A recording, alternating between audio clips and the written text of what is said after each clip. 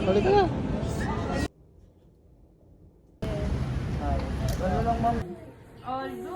Alam nyo ba guys, napadayo nga kami dito sa Parañaque para mag-check-in dito sa Okada, Manila. First time lang namin makakapunta dito kaya naman excited kami lahat. At syempre, itutur ko na rin kayo. At aalamin ko din kung gaano ba talaga kaganda yung mga room na ino-offer nila dito. At kung magkano ang 24 hours sa pag-i-stay dito. Kaya tara, samahan nyo ako sa video nito. Tara, let's go! At pagpasok nyo nga sa kanilang entrance, bubungad sa inyo ang maganda at maliwalas at sobrang unique nilang mga dekorasyon. At kung mahilig naman kayo sa picture taking, sobrang perfect ng view na to para sa inyo, pang Instagram. Napansin ko din karamihan ng mga guest nila dito mga foreigner. O diba, Shala, kala mo nasa ibang bansa ka na. Ito naman yung front desk nila. At ito naman yung lobby area nila na talaga naman marirelax ka kapag umupo ka. Paano ba naman sobrang lambot ng mga upuan. At ang social dito, abay entrance pa lang nakakarpet na agad. Kaya naman sobrang enjoy ng anak ko magtatakbo kasi pag nadapa siya, hindi siya masaktan. At kung mahilig naman kayo maglaro ng casino, meron din sila dito.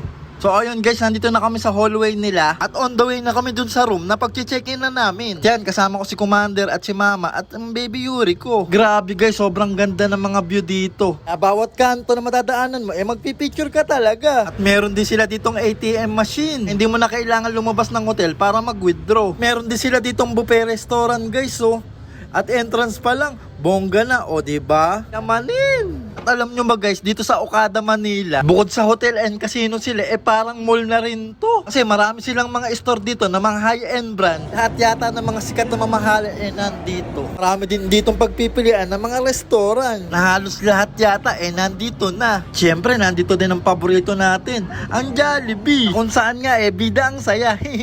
Bali, dalawang family nga pala kami, kaya dalawang room din yung kinuha namin. At sa isang room, kasya yung 4 na tao. Tignan nyo naman guys, yung anak ko sa sobrang excited niya sa ibang kwarto papasok.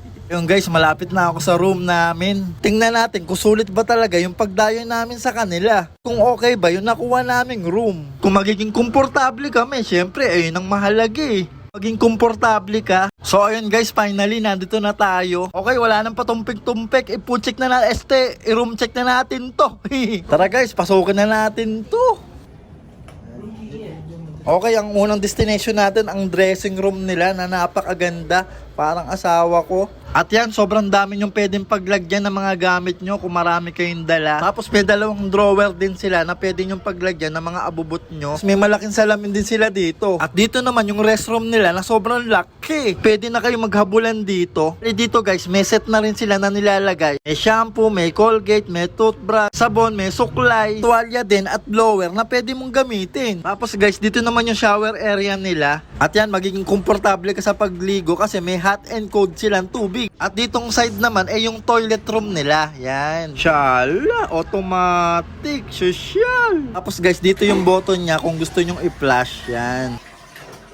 Tapos may malaking bathtub din sila dito na may enjoy mo talaga. At ang maganda pa dito, meron silang isang toilet room. Hindi ka mangangamba kahit may kasabay ka. At ito naman yung living area na sobrang aesthetic. Ganda, malinis, maaliwalas. Sobrang komportable kumilos kasi malaki. Sobrang perfect na ito sa family bonding nyo. May LED TV sila dyan na pwede kayong mag-relax at manood. At kung mahilig ka naman sa kape, meron din sila dito. Yan, kumpleto na yan. At ikaw na lang magtitimpla. May kutsara na yan, may baso at may tubig. Tapos guys, ang maganda pa dito may overlooking sila dito. Napaka-solid ng spot. At eto daw yung pangmalakasan nila na isa sa pinagmamalaki nila, ang dancing fountain. Hindi daw kompleto ang pagdayo nyo sa kanila kapag hindi nyo to napanood. Na sobrang maaaliw ka daw talaga. Ito naman yung master's bedroom area nila na queen size at good for 4 person. May isang malaking TV na rin siya. Kaya kung mahilig ka sa movie, may enjoy mo talaga. Tapos yan, marami na rin silang saksakan dito na pwede kayong mag-charge kahit sabay-sabay pa kayo. Tapos may timbangan din sila dito. Tapos dalawang sleepers. Tapos ang maganda dito meron silang tablet dito na eto na rin yung mismong remote ng TV nila. Tapos kung gusto mo rin umorder ng pagkain nila, dito ka na rin mag-order. O diba, mas pinadali na nila yung buhay mo. Hindi mo na kailangan bumaba. Sobrang dami mo din na pwedeng pagpilian. At kung mahilig ka naman mag-yosi, meron din silang ashtray dito at posporo.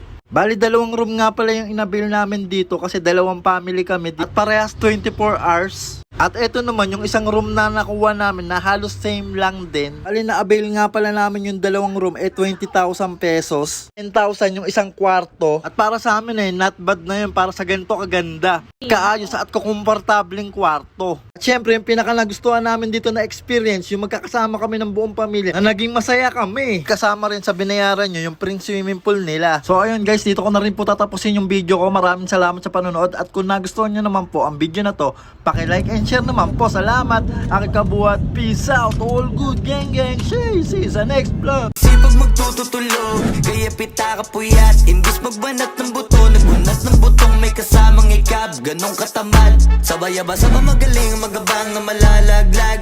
At nagtataka ka pa kapag sabay sa mawala ka na nakakapkap. Clap, clap, clap, ang hilig mo sa teka muna. Kaya imbis sa lapian nakuha mo muta. Punto ko sana makuha, na baka sa kakahiga mo ay diyan ka makuba. Ano